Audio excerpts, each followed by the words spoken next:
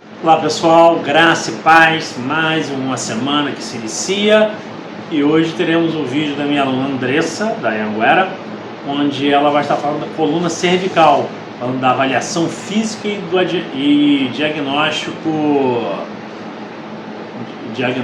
por imagem. Então aproveite as informações e divulgue para todo mundo que você gosta. E o nosso pedido, né? A gente tem buscado alcançar uma meta de 450 inscritos até o final de novembro, né? Nós estamos a 23 inscritos da nossa meta, então nos ajude aí a conseguir chegar aos 450, faltam 23, tá bom? Um forte abraço a todo mundo e até amanhã! Bom dia, boa tarde, boa noite, não sei que horário que você vai estar vendo isso aí. Meu nome é Andressa, eu sou aluna do 6º semestre de Fisioterapia e hoje eu vou estar fazendo uma apresentação na matéria de Diagnóstico Cinético Funcional e vamos falar sobre a coluna cervical e a avaliação físico-funcional e diagnóstico por imagem. A coluna cervical possui 7 vértebras. A vértebra C1 e C2 têm relação direta com a disfunção temporomandibular, que provoca dores de cabeça, náuseas e tonturas.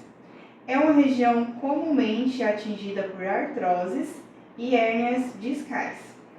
A parte alta da cervical tem mais chances de serem atingidas por acidentes que promovem um mecanismo de chicote, entorse cervical, que pode causar tetraplegia e tensão muscular até a morte. O movimento de chicote acontece, por exemplo, em uma batida de carro ou de moto, onde a cabeça faz um movimento de frente para trás e uma tensão aí que pode provocar essas lesões. Sem um diagnóstico cinético funcional adequado, a reabilitação torna-se inadequada. A maioria dos programas de fisioterapia para dor cervical envolve a aplicação de tratamentos para reduzir a dor ou rigidez suficiente para iniciar um programa de exercícios de fortalecimento e alongamento de pescoço. E aqui a gente vê alguns exercícios para a cervicalgia. O que avaliar na cervical? No segmento da cervical, procura-se detectar um aumento de lordose ou na retificação ou protusão da C7, que é quando a gente, na palpação, sente um osso um pouquinho mais saltado. Pode-se também observar alterações na posição da cabeça, inclinações laterais e projeção para frente. Na região torácica, nota-se um aumento ou retificação na cifose e a presença de escoliose.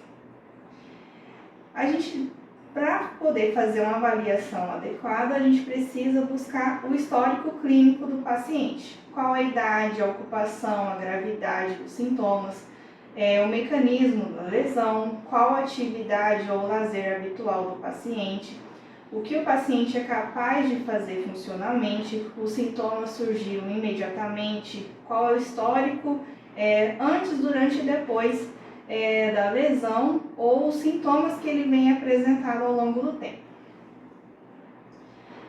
Na palpação, que a gente deve avaliar a face posterior, a protuberância occipital externa, processos espinhosos e processos articulares das vértebras cervicais, processo mastoideo e na face lateral, processos transversos das vértebras cervicais, articulação temporomandibular e mandíbula. Face anterior, as 3 primeiras costelas e fossa supraclavicular.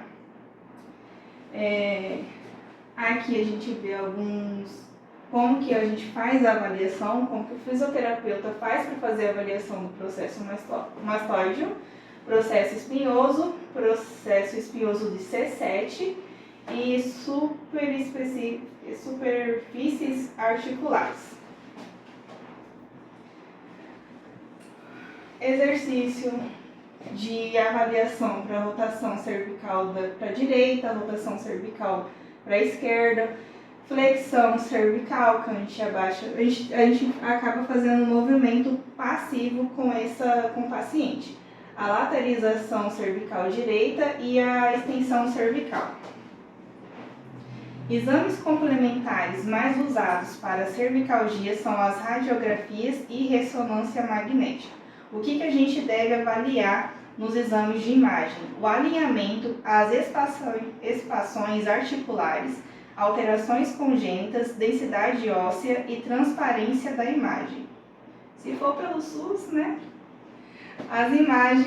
Os exames de imagens raio-x, TC e ressonância magnética são necessários para esclarecimentos que trazem mais segurança ao diagnóstico cinético funcional. Lembrando que o fisioterapeuta traz o diagnóstico fisioterapêutico, o diagnóstico funcional do paciente, para que a gente descubra até onde a gente pode chegar com o tratamento para que ele melhore nas atividades de vida diária. É diferente do diagnóstico médico, tá? Aqui a gente vê um exemplo de raio-x da coluna cervical.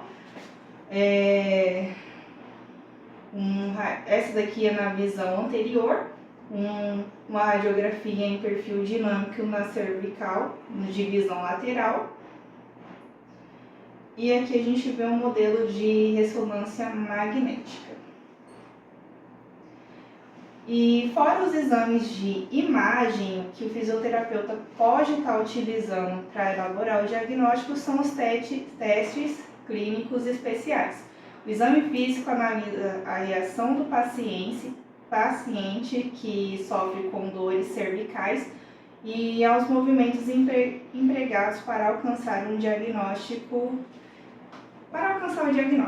Teste de compressão foraminal, onde a gente faz uma pressão sobre a cabeça do cliente para ver se ele sente dor, e uma pressão de cima para baixo ou de baixo para cima, né? Teste de distração, que é a separação, quando a gente pega na cabeça do paciente e levanta um pouco. Teste de depressão do ombro e teste de abdução do ombro. Se a pessoa apresentadora não conseguir realizar o movimento, já pode saber que o teste é positivo. A gente vai falar aqui sobre um estudo de caso de um paciente do sexo masculino de 34 anos, escrivão de polícia, que apresentava diagnóstico médico de cervicalgia. O diagnóstico médico não esclarece o fator de causa. Há ainda outros sintomas como náuseas, vertigens e vertigens e dor dentro do olho. Essa sintomatologia tem ligação direta com a compressão da artéria vertebral na altura das vértebras cervicais C1 e C2. Na avaliação, as alterações encontradas foram tensão no músculo trapézio e escaleno, presença de costela cervical, perda de curva cervical associada a um desvio lateral de cabeça. Então, provavelmente esse fisioterapeuta fez alguns testes com esse paciente. A costela cervical é uma alteração congênita. Nasce com o indivíduo, caso fosse responsável, apresentaria sintomatologia precoce. Já a compressão da costela cervical ocorre no plexo braquial, sendo sintomatologia para membro superior e não pescoço e cabeça. Os desvios posturais observados seriam suficientes para comprimir a passagem da artéria vertebral. O paciente não apresentava nenhuma outra patologia, apenas mencionou que tinha dor de cabeça no final do dia, em virtude de uso contínuo de computador e por ter que se aproximar muito da tela por ter dificuldade de ler de longe.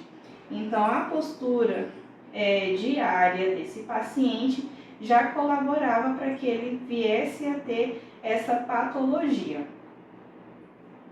Isso caracteriza um déficit visual que acarreta na alteração da postura, promovendo aumento de tônus muscular.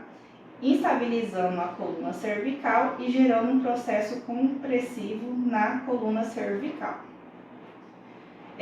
Funcionalidade vertebral e sintomatologia cervical. Nesses casos, uma das consequências da alteração funcional da coluna cervical é o comprometimento da artéria vertebral, que tem sua passagem ao lado de vértebras cervicais. A alteração estática ou dinâmica pode comprimir essa artéria. Sintomas são as dores de cabeça, náusea e vertigem, que é a mesma sintomas que o paciente vinha apresentando. É comum observar em raio-x transoral uma assimetria de espaço entre as vértebras C1 e C2. Na palpação, observa-se essa alteração de mobilidade. E o tratamento fisioterapêutico, o que a gente poderia indicar para esse paciente, pode englobar exercícios respiratórios, alongamentos, exercícios de relaxamento, exercícios de fortalecimento da musculatura cervical, uso de recursos de orientação ao paciente na postura diária do trabalho. E com isso eu finalizo aqui, e o recadinho de hoje é força na peruca.